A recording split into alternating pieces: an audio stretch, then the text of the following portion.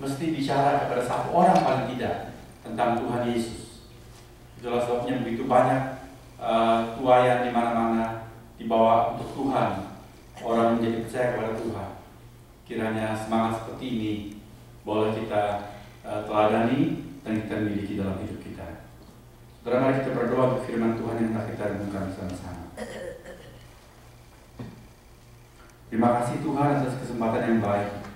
Lepas dari segala kesibukan sehari-hari yang menyita waktu kami, menyita konsentrasi kami, sekarang kami teduh di sini, kami bersimpuh di hadapan Tuhan untuk menantikan firman Tuhan, supaya kami mendapat bekal dalam kehidupan kami, mencapai semua rencana Tuhan dalam hidup kami, dan Tuhan juga berkenan kepada kami. Kami berdoa untuk adik-adik kami yang akan masuk dalam kelas. Mohon Tuhan memberkati mereka bersama dengan para pengasuh mereka. Dalam nama Tuhan Yesus kami sudah berdoa. Amin.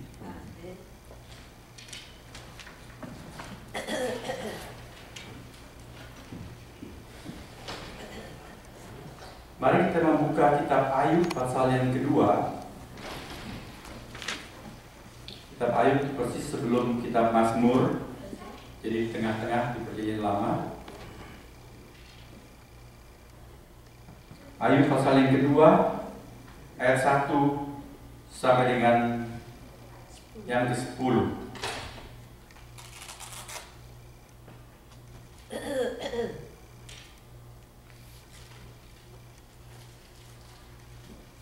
Mari kita membaca dengan berdiri, menghormati firman Tuhan.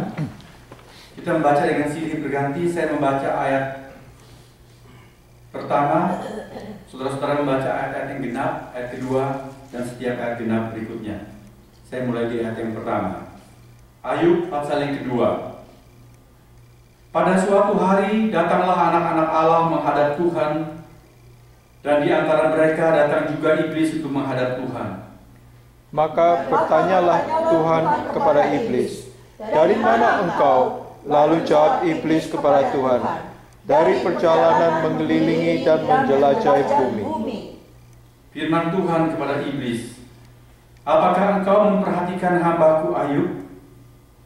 Sebab tiada seorang pun di bumi seperti dia, yang demikian saleh dan jujur, yang takut akan Allah dan menjauhi kejahatan. Ia tetap tekun dalam kesalehannya, meskipun kau telah memujuk aku melawan dia untuk mencelakakannya tanpa alasan." Lalu jawab iblis kepada Tuhan, "Kulit ganti kulit, orang akan memberikan segala yang dipunyainya ganti nyawanya. Tetapi ulurkanlah tanganmu dan jamahlah tulang dan dagingnya. Ia pasti mengutuki engkau di hadapanmu." Maka firman Tuhan kepada iblis, "Nah, ia dalam kuasamu, hanya sayangkan nyawanya." Kemudian iblis pergi dari hadapan Tuhan. Lalu ditimpanya Ayub dengan bara yang busuk dari telapak kakinya sampai ke batu kepalanya. Lalu Ayub mengambil sekeping beling untuk menggaruk-garuk badannya, sambil duduk di tengah-tengah abu.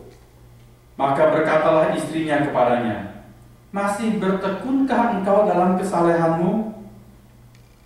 Kutukilah Allahmu dan matilah." Tapi jawab Ayub kepadanya, "Engkau berbicara seperti perempuan gila. Apakah kita mau menerima yang baik dari Allah, tetapi tidak mau menerima yang buruk?" Dalam kesemuanya itu, Ayub tidak berbuat dosa dengan bibirnya. Berbahagialah kita yang bukan cuma mendengar firman Tuhan, tapi mengerti dan terutama melaksanakan dalam kehidupan kita. Amin. Amin. Silakan duduk saudara-saudara.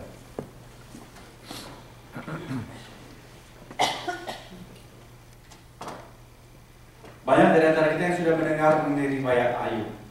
Minggu lalu juga persis Father's Day saya mengutip firman Tuhan untuk menjadi dasar renungan dari riwayat Ayub. Saudara-saudara, dalam pasal yang pertama kita tahu kemudian Ayub mengalami musibah mendadak sontak tanpa mengerti apa alasannya. Tiba-tiba saya semua miliknya direnggut dari dia. Mulai dari hewan-hewan miliknya, unta-unta, dan kemudian bahkan sampai anak-anaknya tewas semua dalam satu hari. Saudara, pernahkah saudara memperhatikan dan memikirkan mengapa dalam musibah yang pertama itu, dari semua milik yang sudah diambil, dilenyapkan dari Ayub secara mendadak, mengapa istrinya tidak sekalian disingkirkan saja? Pernahkah saudara berpikir, mengapa kok istrinya masih hidup? Ya, hartanya habis, ternaknya dirampas semua, 10 anaknya tewas sekaligus. Mengapa nggak sekalian istrinya? Karena saudara pikir, saudara perhatikan di sini bahwa semua musibah itu adalah karena niat jahat dari iblis terhadap Ayub. Betul? Dia ingin membuktikan kepada Tuhan bahwa manusia itu kalau beribadah seperti baik-baik pada Tuhan itu karena ada maunya. Seperti kata orang, kalau mau petik pohon kelapa, batangnya dipeluk-peluk.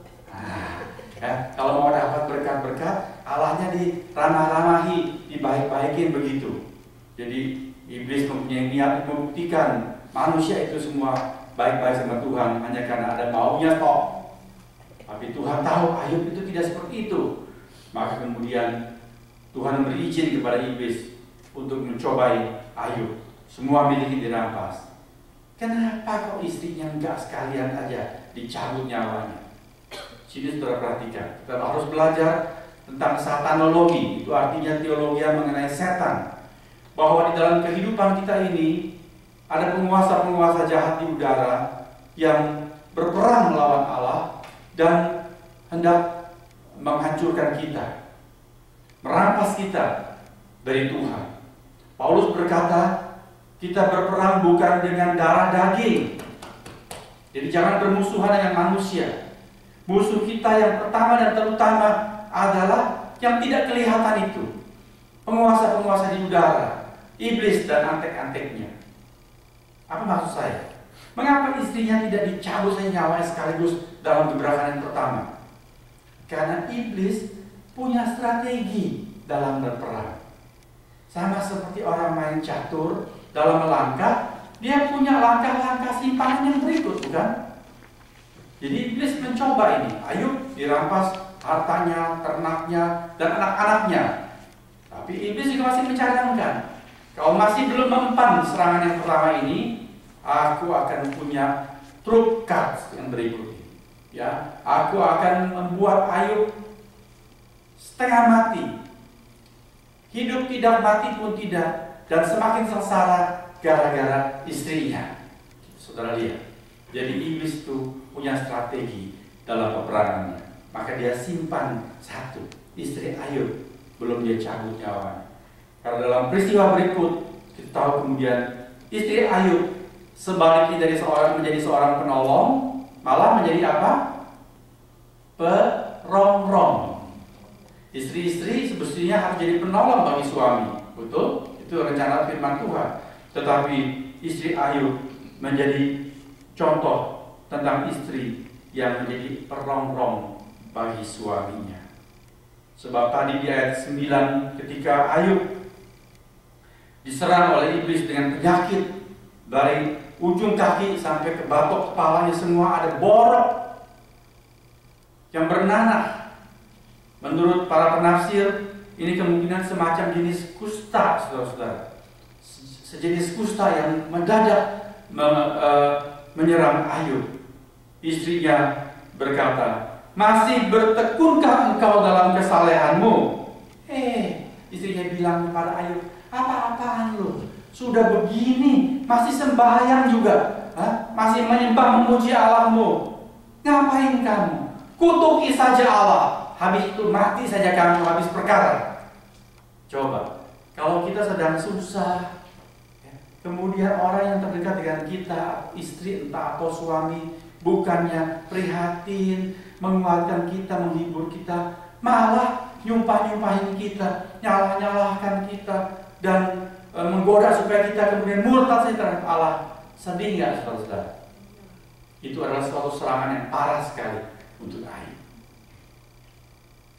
Mengapa istri Ayub bisa seperti begini? Saudara,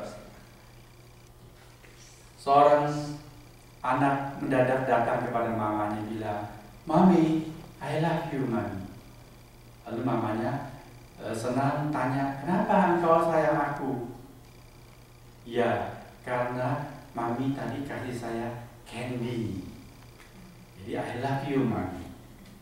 Minggu lalu kita Father's Day, dan bulan Mei yang lalu kita ada Mother's Day. Anak-anak tampil ke depan memberitahukan why they love their mom or their dad. Betul? Ya, setiap anak datang maju ke depan bilang, "I love my mom because apa?" Terdengar? Because apa? Because karena mami selalu cook yang enak-enak buat saya. "I love my dad because," dia bilang, "Daddy selalu bantu saya bikin homework, ya, selalu menjawab pertanyaan saya. Daddy selalu baik buat saya." Ya, anak-anak memiliki kasih cinta yang kekanak-kanakan. Kita dengar, kita rasa lucu. Memang kalau mamimu nggak masak, lalu kamu jadi nggak sayang mamimu? Ya, saudara-saudara, hari ini saya mengangkat tema kasih dan ibadah yang dewasa. Tersirat dalam tema ini ada semacam kasih dan ibadah yang tidak dewasa alias kekanak-kanakan. Persis seperti anak-anak itu. Dia sayang mami atau papinya karena dia mendapatkan apa yang dia mau. Kalau dia minta mainan, maminya belikan dia mainan. Kalau dia mau baju baru, papanya kasih uang pada mama, carikan dia baju baru. Wah, dia senang. Tapi kalau persis mama, papanya tidak toleran dengan kemauan mereka, misalnya mereka sudah harus bikin homework, tapi terus matanya nempel di TV aja. Lalu mamanya bilang, "Matikan itu TV." Lalu mukanya bagaimana? Cemberut lah. Langsung berkerut, merengut. Betul? That's not. Ada seorang teman saya, bahkan seorang dosen saya, dia cerita pada satu hari dia nguping anak perempuannya yang masih di bawah 10 tahun sedang main dengan teman-teman perempuan lain di rumahnya, di ruang tamu. Si papa lagi di ruang belajar. Lalu dengar si Elizabeth ini bilang, "Enak ya." Dia tanya, "Papamu suka marah enggak?" "Oh enggak, enak ya kamu punya papa, gak suka marah. Papaku galak. Aku sedih dimarahin. Aku sedih punya papa yang galak seperti itu." Memang dosen ini terkenal galak. Waktu dia masih muda, kalau dia khotbah, saudara-saudara, ada orang sementara dia khotbah keluar, mungkin oma-oma karena nggak tahan pipis, dia tegur oma itu. Aduh, sampai kita semua kaget. Dia terlalu keras memang. Jadi kepada anaknya pun dia keras. Dia dengar anaknya ngomong begitu, hatinya pilu seperti disayat sembilu kata orang. Dia sedih. Lalu dia panggil anaknya. Dia bilang, "Tadi papa dengar kamu ngomong begitu." Papa anaknya takut juga. "Silakan, aku ngomong, papa dengar."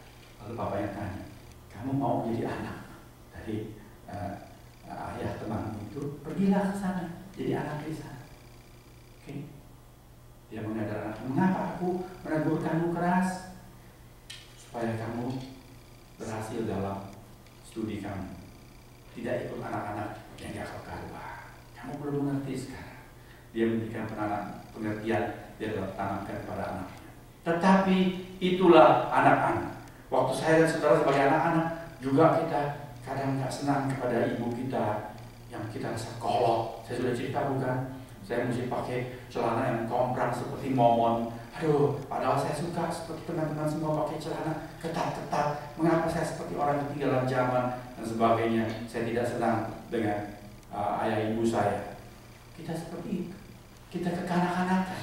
Kita hanya suka, kita senang kepada ayah ibu kita, menjadi favorit kita kalau mereka toleran dengan kita, ikut maunya kita, dan memberi semua yang kita inginkan. Tetapi kita tidak senang kepada mereka kalau berlawanan dengan kita.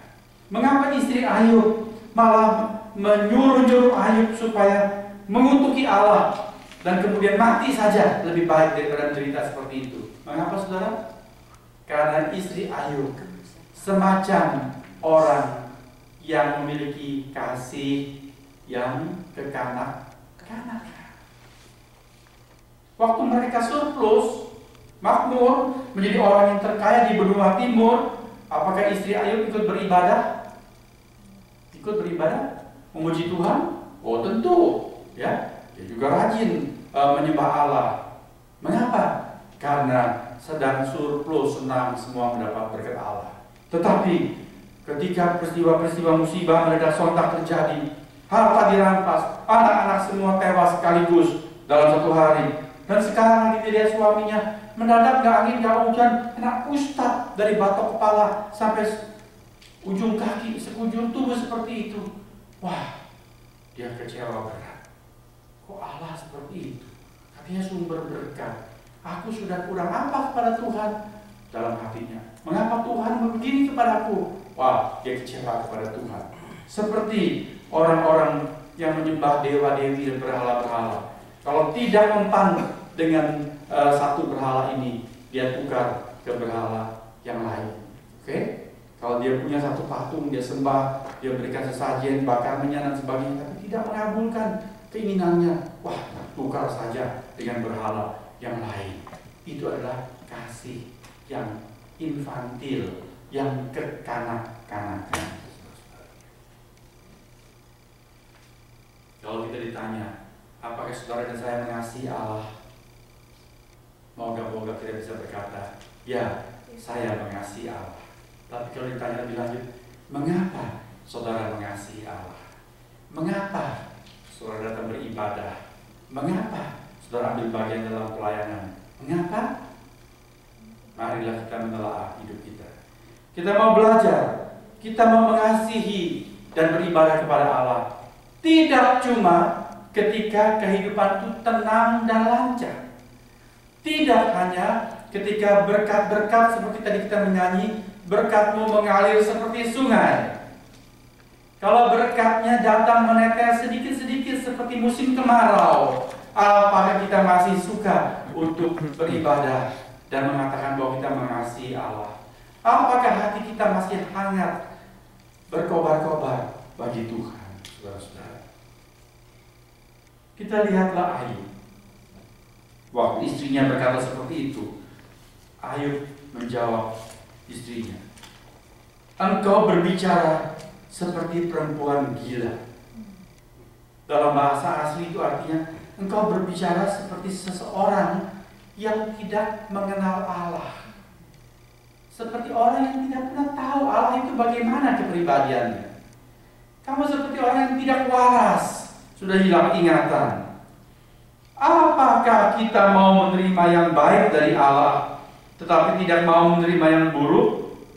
Artinya, apakah kita mau hanya menerima yang baik, tetapi tidak mau menerima yang buruk dari Allah? Apakah maksud perkataan Ayub ini? Apakah Ayub mau mengatakan bahwa Allah juga memberikan yang jelek-jelek? Apakah ada sesuatu yang jelek Tuhan berikan? Allah itu maha baik, sumber segala berkat. Apakah Allah memberikan yang jelek? Bukan itu maksud Ayub. Tetapi yang Ayub mau katakan di sini adalah bahwa dia memiliki sebuah konsep. Kita perhatikan kembali, kita memperhatikan konsep.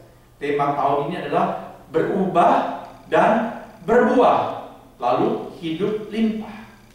Kita sering tidak mengalami kelimpahan dalam kehidupan kita karena ada konsep-konsep kita yang salah. Kalau konsep kita keliru, maka tindakan kita juga akan keliru. Maka kita perlu memilih konsep-konsep yang benar.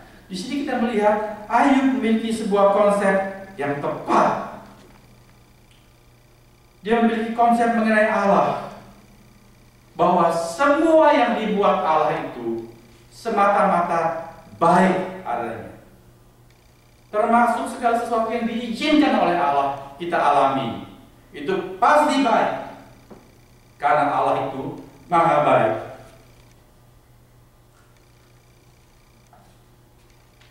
Jadi Ayub memiliki sebuah konsep mengenai Allah yang mutlak dan sempurna. Allah itu maha baik. Sedikit pun tidak ada yang jelek dalam Allah. Kalau ada yang jelek dalam diri Allah, itu bukan Allah. Itu konsep Ayub. Jadi ketika Ayub dalam kebingungannya tidak ngerti, kenapa nih aku berkata seperti ini, dia tidak menyalahkan Allah. Sama sekali tidak. Allah itu semata-mata baik. Semua mengenai Allah patut disyukuri. Ini terjadi begini seperti ini, aku belum mengerti. Nanti aku mengerti. Sekarang belum. Aku tetap bisa bersyukur pada Allah agar dia tidak berdosa dengan kata-katanya. Dalam musibah yang pertama, dia berkata, dengan telanjang aku keluar dari kandungan ibuku. Dengan telanjang juga aku akan kembali ke dalamnya. Tuhan yang memberi, Tuhan yang mengambil. Terpujilah nama Tuhan. Ya, dia tidak menyalahkan Tuhan. Sekarang waktu dia sakit, iblis pikir kulit ganti kulit. Karena kesehatan seseorang, orang akan membayar apa saja untuk kesehatannya. Betul tidak? Ya, saudara lihat, waktu orang sakit, dia berani bayar berapa saja supaya dia sembuh. Betul? Semua. Dia punya berlian yang dia sayang pun jual cepat, tidak apa, supaya aku punya biaya untuk berobat, supaya kankerku sembuh, supaya penyakitku ini bisa diatasi. Dia mau mempunyai hidup yang disambung lagi. Iblis pikir begitu. Wah, kalau sudah habis-habisan, dia pasti akhirnya ngomel kepada Allah. Konsep iblis seperti itu. Karena iblis, mengapa dia menjadi iblis? Karena dia merasa Allah itu tidak baik kepadanya.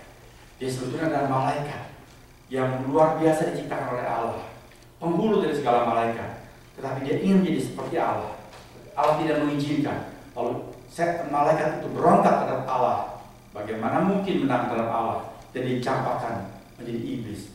Maka kemudian dia terus berusaha mencari banyak pengikut untuk melawan Allah. Itulah iblis.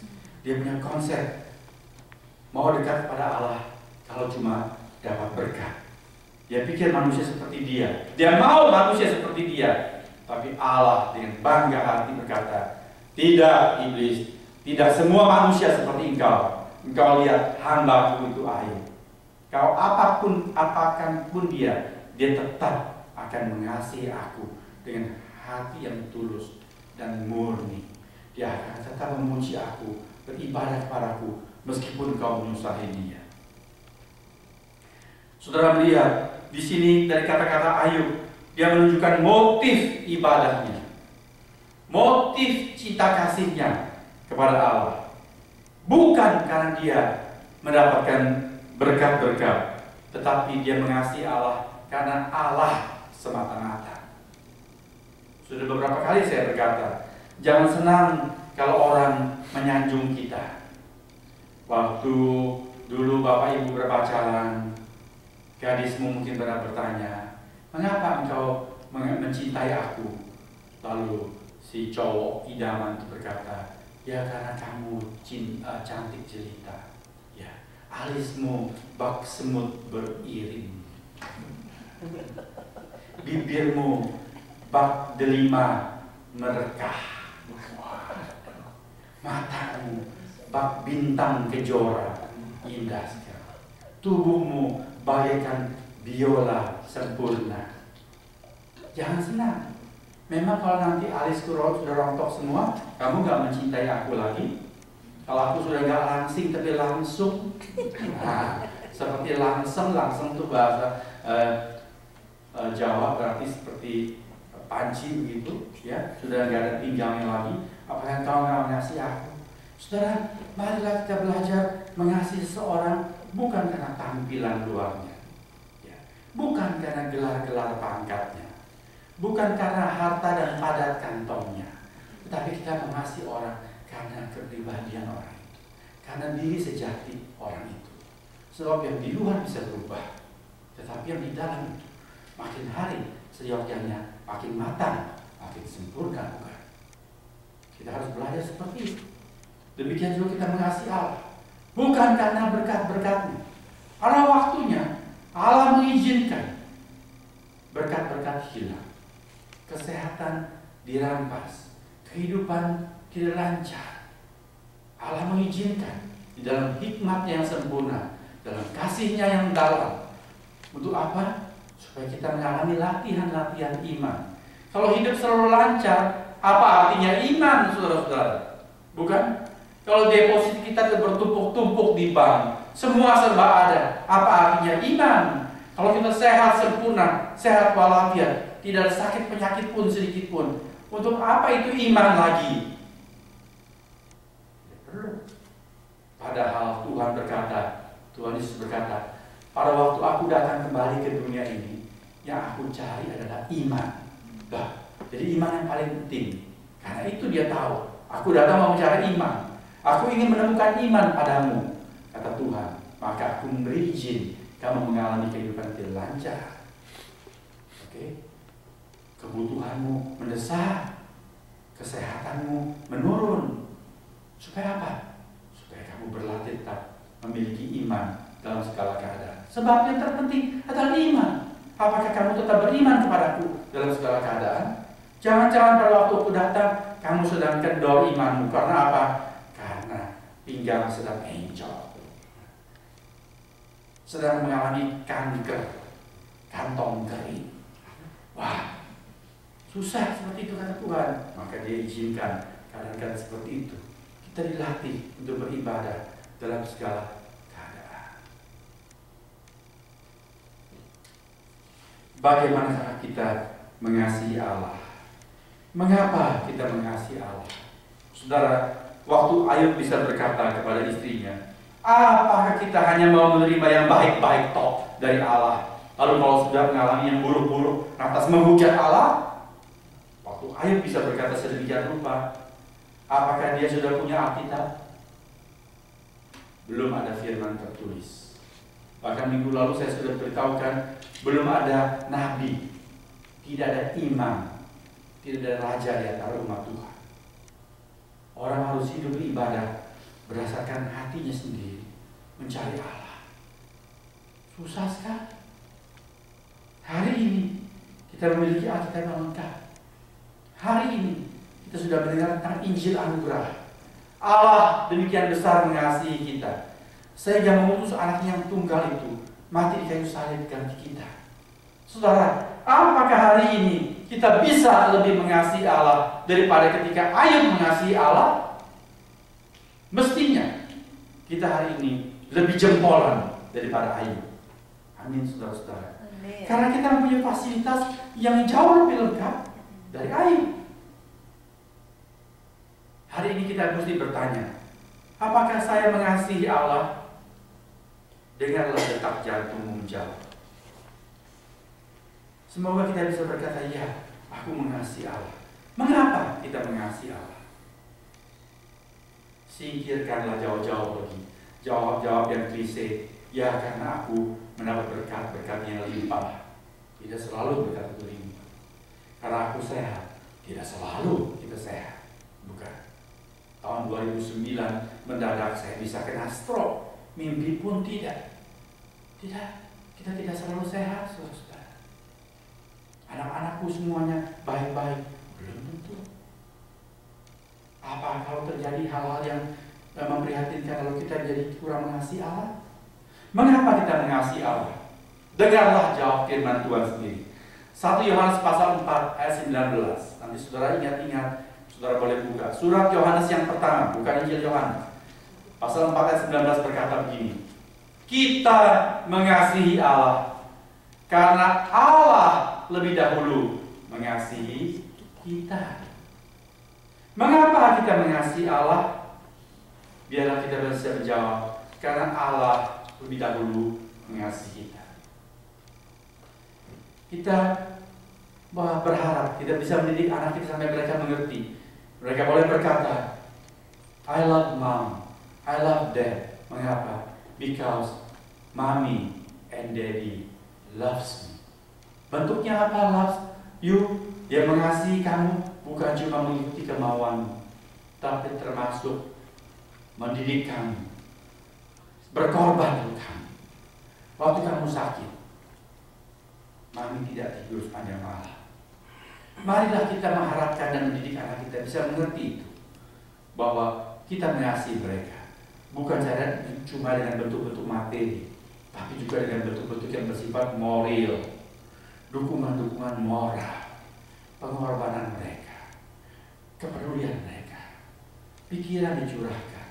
Bagaimana supaya pada waktu summer ini kamu nggak cuma dengan main video game saja tidak ada gunanya. Saya berkata kepada Karisa, jangan terus nonton TV. TV tidak membuat pikiran untuk tajam. Lebih baik kamu membaca pikiranmu diasah. Kamu belajar dari buku-buku lebih baik daripada dari TV. TV tidak membuat kamu bisa berpikir sejenak pun, sebab kamu terus dari menit, detik-detik bergulir diatur oleh sutradara. Kamu ikut, tidak sempat bertanya, tidak sempat berpikir, cuma dituntun menikmati file itu, tidak membuat pikiranmu tajam. Tapi kalau kamu membaca, kamu bisa berhenti sebentar dan bertanya, mengapa seperti ini? Dan buku itu adalah guru yang paling sabar, bukan? Dia nggak marah. Kalau kita berhenti, tutup sebentar, dia nggak ngomel. Dia begitu sabar. Tunggu kita buka lagi, boleh saja. Lihat, itu adalah pikiran seorang ayah. Dia harus menghargai, mengerti. Itulah bentuk-bentuk cinta kasih seorang ayah atau seorang ibu. Ayah ibu mungkin tidak punya uang cukup, tapi bayari kursus-kursus untuk kamu. Sebab inilah waktumu belajar. Dia harus mengerti itu. Ada waktunya dia tidak suka. Ngapain? Latihan piano lagi. Aku nggak suka main piano. Aku ingin quit dari piano ini. Tapi si ayah ibu melihat kamu sebetulnya punya bakat. Ayo latihan. Sekarang kamu belum mengerti. Nanti waktu kamu usia dewasa, kamu akan berterima kasih. Untung waktu aku umur 8, umur 10, aku dileskan piano. Sekarang ternyata ini aku nikmati. Bukan saudara-saudara? Ada anak, dia latih les renang kamu. Sebab apa? Sebab ayah ibunya lihat anak ini sering sakit-sakitan, makan gak nafsu. Karena apa? Metabolisme tubuhnya jelek. Dia perlu tubuh yang sehat. Dia perlu olahraga. Dileskan renang. Bayar $200 pun satu session. Tidak apa-apa untuk satu musim. Supaya apa? Supaya kamu sehat. Tapi tidak ada di antara anak-anak yang berkata, aku sayang mamaku, papaku, karena dia membayari aku les renang, membayari aku les piano. Belum ngerti mereka. Belum mengerti. Tapi mereka harus mengerti. Demikian kita harus mengerti Allah. Allah sudah mengasihi kita.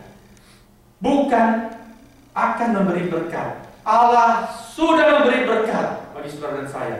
Berkat yang terbesar, berkat yang terpenting, berkat yang terutama, yaitu apa? Yaitu anak yang tunggal, diutusnya mati di kayu salib untuk saudara dan saya. Sebab meskipun kita memperoleh seluruh dunia ini, tapi jiwa kita binasa, apakah untungnya kita? Demikian sabda Tuhan Yesus. Apa gunanya bagi seseorang jika dia memiliki seluruh dunia sekalipun, tetapi jiwanya binasa? Apakah untungnya? Tuhan sudah memberikan yang terpenting, yang terutama, berkat terbesar. Jangan lagi pernah berkata, Tuhan tidak mengasihi aku. Mengapa? Aku dipecat dari pekerjaan.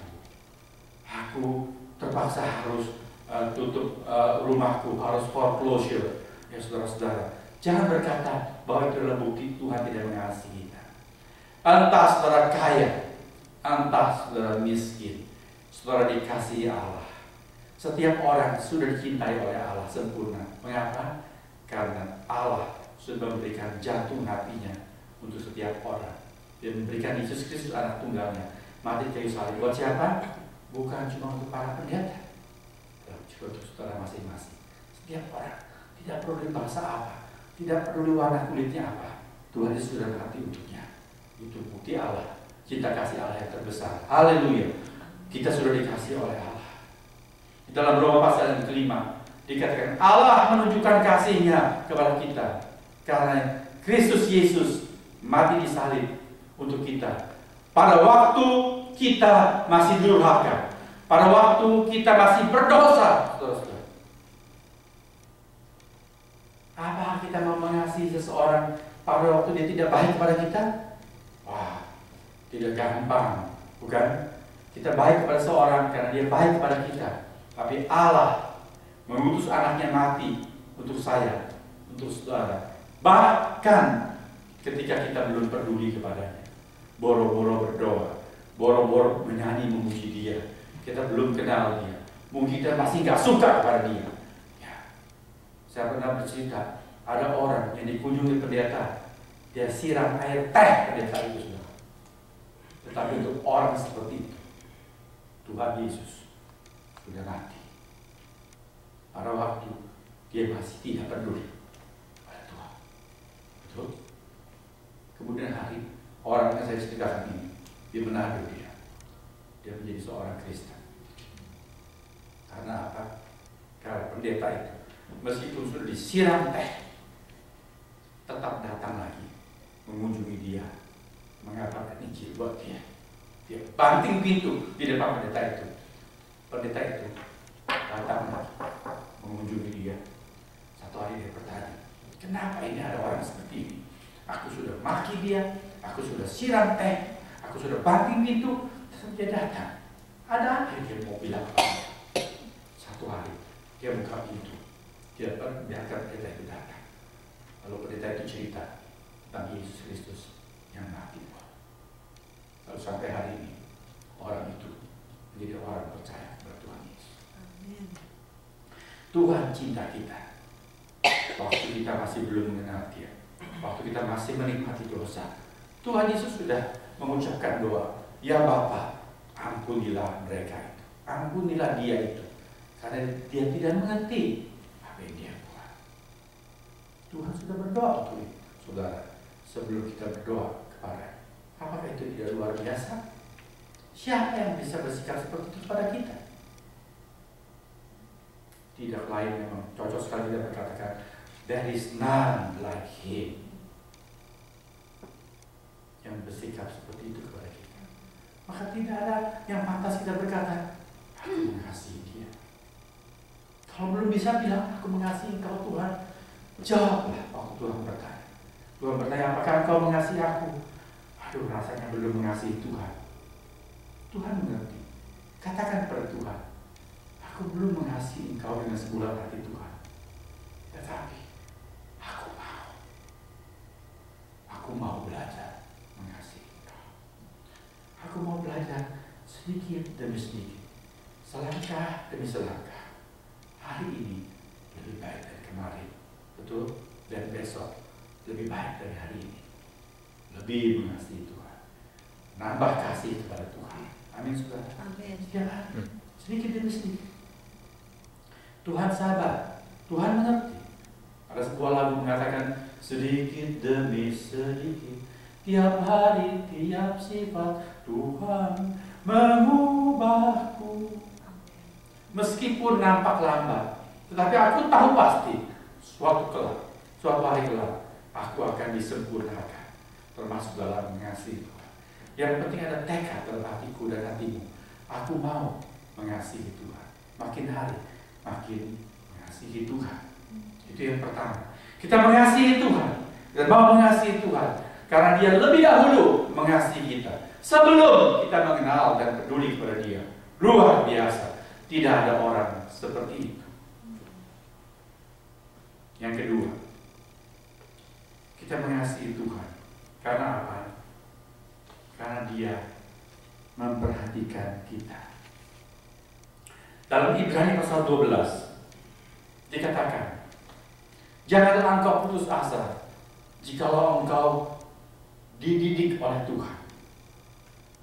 Sebab seorang bapa mendisiplin anaknya. Kalau kita disentil oleh Tuhan, kita harus berterima kasih. Itu adalah bukti cinta kasihnya. Karena kita adalah anaknya. Ya, saudara, apakah saudara nyentil kuping anak tetangga? Anak tetangga meskipun nakal bagaimanapun, apakah saudara seret dia, lalu hajar spank dia pantatnya?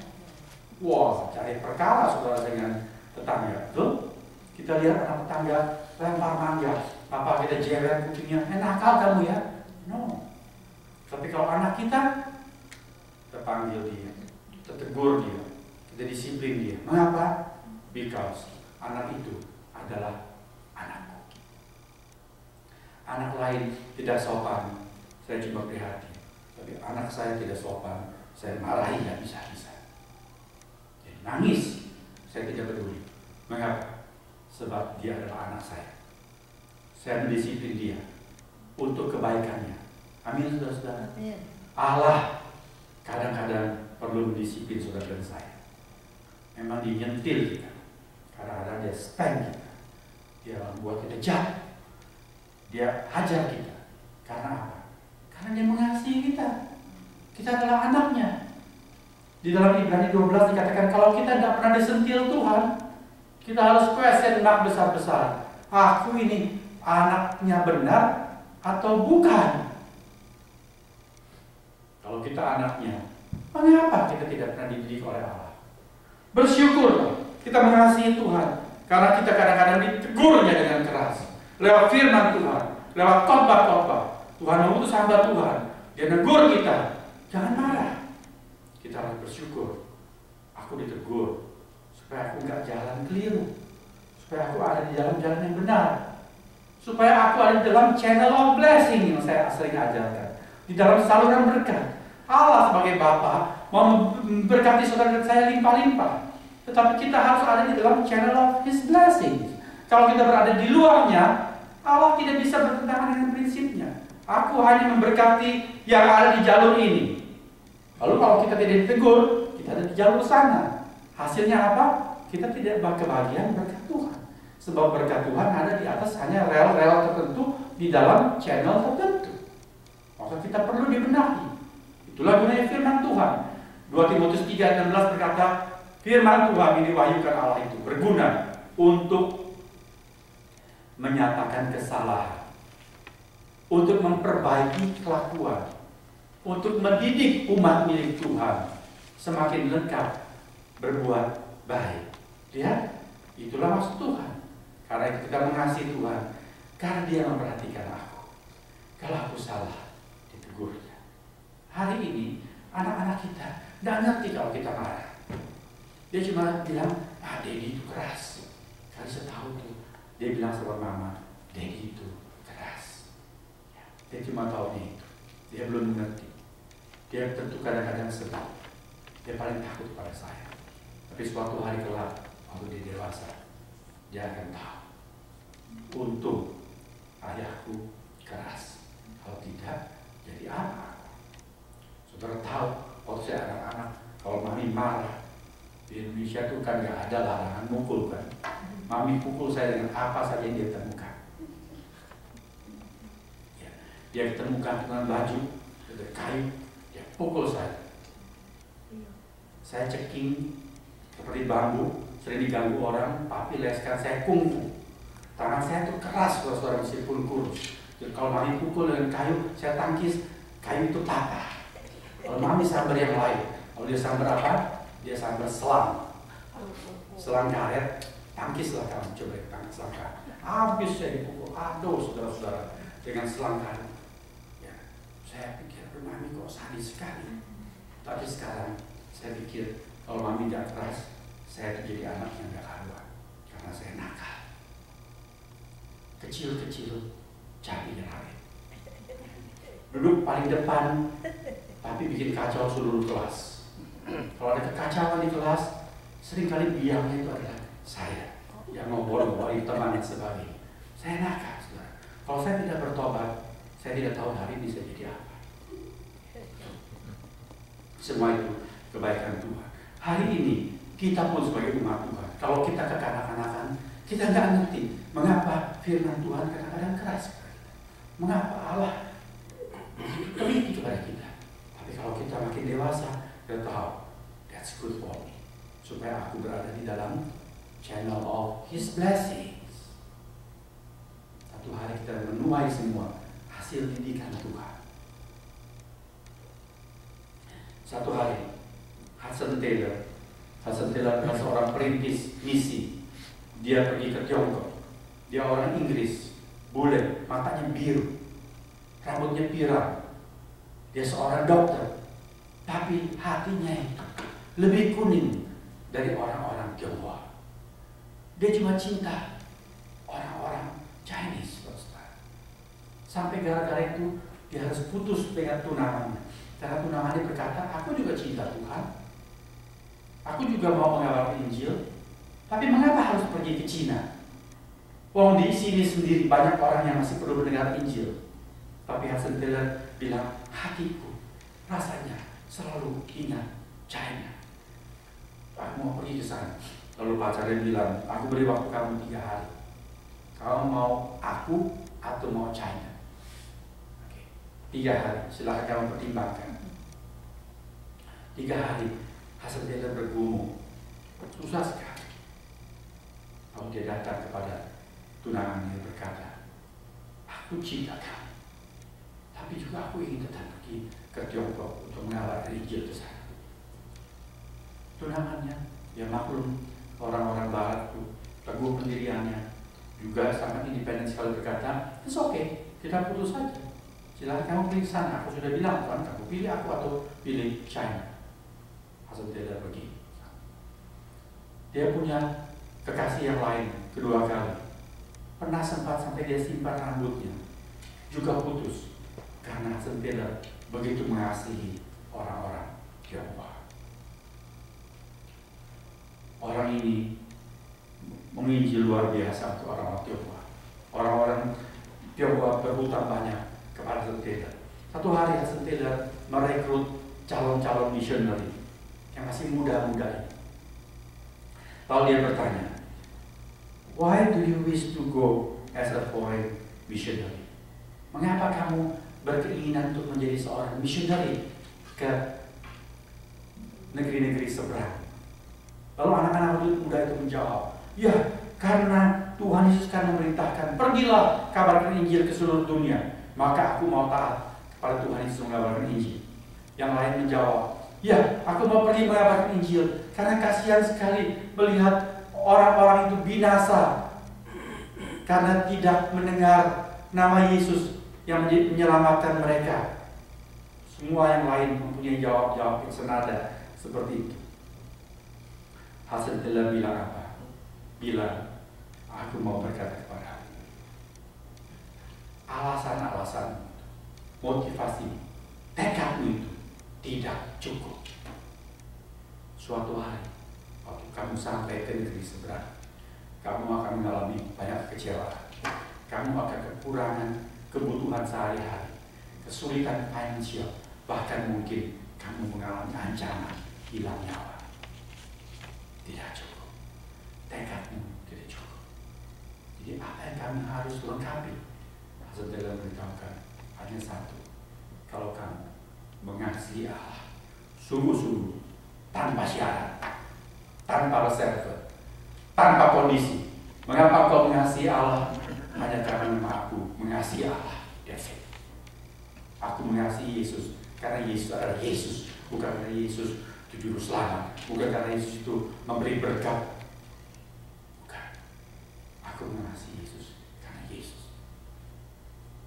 Richard Wurmbrand, seorang pendeta di Rumania, ditangkap di bawah rezim komunis, disiksa, dipenjara 14 tahun di bawah tanah, disiksa sampai pingsan, disiram air es supaya siuman lagi, habis siuman disiksa lagi, saudara-saudara. Terus begitu selama 14 tahun.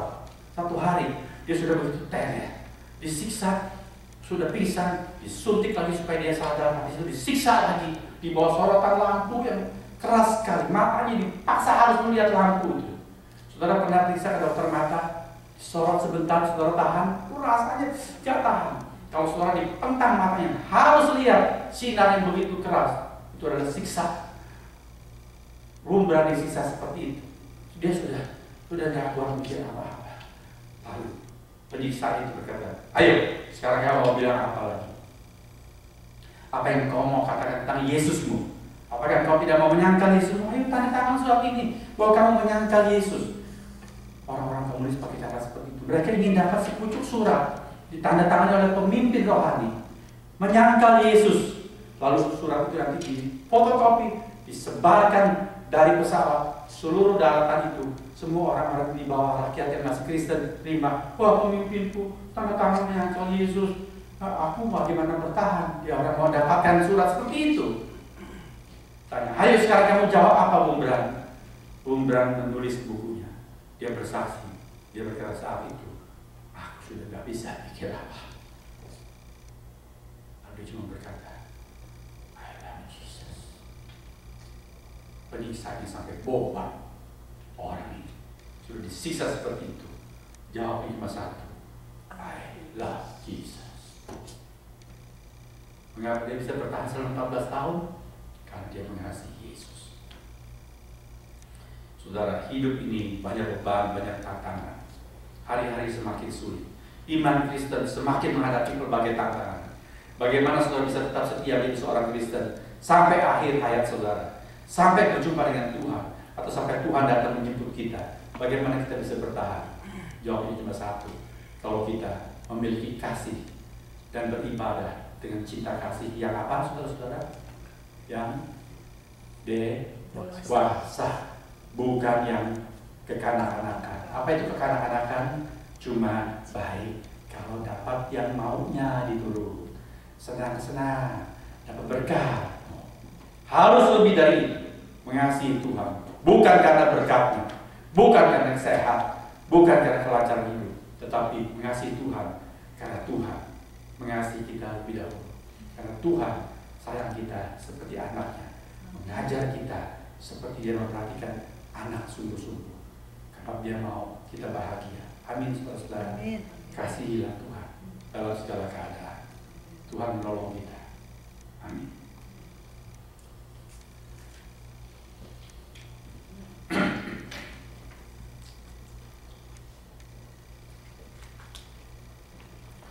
Marilah kita berdoa.